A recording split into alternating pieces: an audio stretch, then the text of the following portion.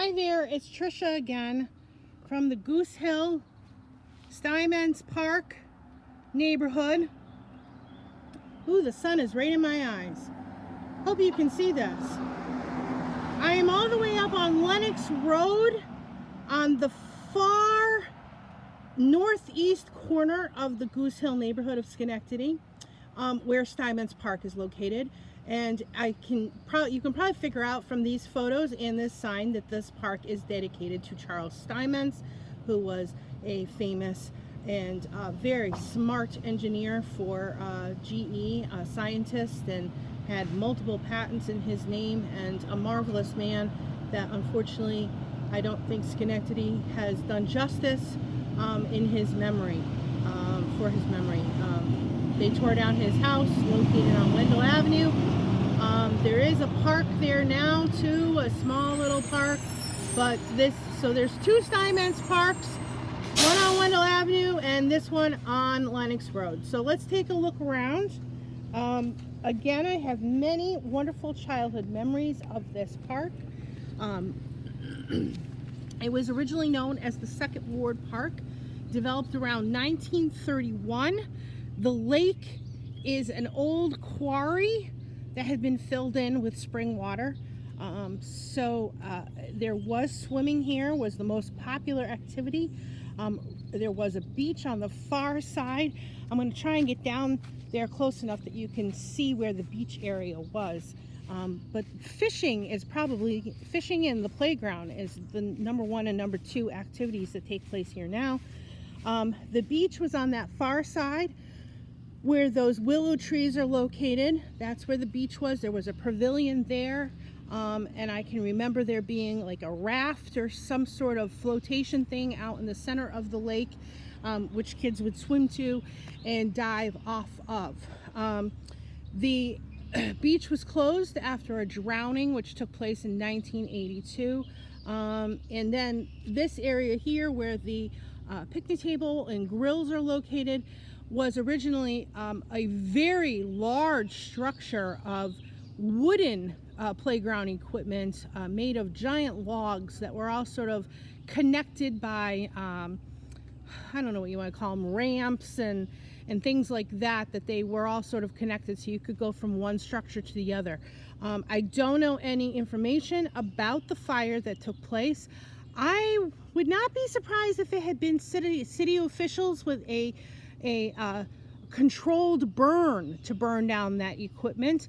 But the story I was told by my mother when I was only 10 years old was that the neighborhood teenage kids did it, which I suspect was her way of telling me don't be a reckless teenager. However, either way, that equipment was completely destroyed, and then they built this playground over here shortly thereafter, and I am old enough, young enough to remember playing in this equipment as well as the wooden one behind me. The bathhouse over here had been closed for quite a long time, but it's only been in the past, I would say maybe 10 years that it's been completely renovated inside, and the Goose Hill Neighborhood Association has their annual picnic here every year. There are some community events. There's an event in July that takes place here, like a Children's Day type of thing. The pavilion here is fairly new, again in the last 10 years. So there has been some development of this park. The stone wall is still crumbling in places. It goes all the way around the park. And this path continues here about halfway around the park. On the back side of the park, this path ends, and you would have to walk on city streets. But they're city streets that are in a nice little residential area, not used much for vehicle traffic. It's a very, pleasant walk around the lake. It's 1/4 of a mile all the way around, so if you do that 4 times, you got your mile in. This is a park that we often bring my dog Dixie to. She loves it up here. Of course, what dog wouldn't?